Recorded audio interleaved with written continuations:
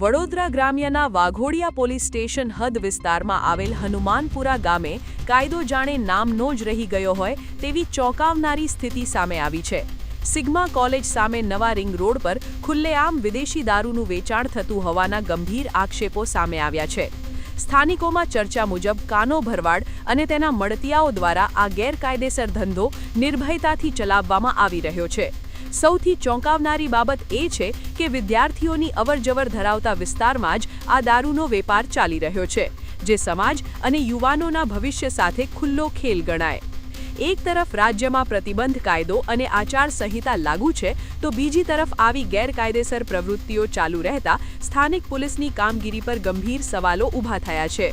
શું પોલીસ આંખ મીચીને બેસી છે કે પછી કોઈની છત્રછાયા હેઠળ આ ધંધો બેફામ ચાલી રહ્યો છે? વિડિયો વાયરલ થતાં જ લોકોમાં ભારે રોષ ફેલાયો છે અને તાત્કાલિક કડક કાર્યવાહી કરવાની માંગ ઉઠી રહી છે।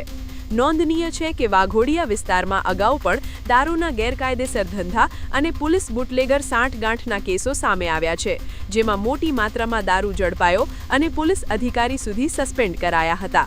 તાજેતરમાં જ વડોદરામાં સ્ટેટ મોનિટરિંગ સેલ દ્વારા લાખો રૂપિયાનો દારૂ પકડાતા પણ સાબિત થાય છે કે જિલ્લામાં દારૂનો ગેરકાયદેસર વેપાર હજુ પણ ચાલુ જ છે। હનુમાનપુરા ગામે ચાલતા આ ધંધા પર પોલીસ કડક કાર્યવાહી કરશે કે ફરી એકવાર બધું યથાવત રહેશે?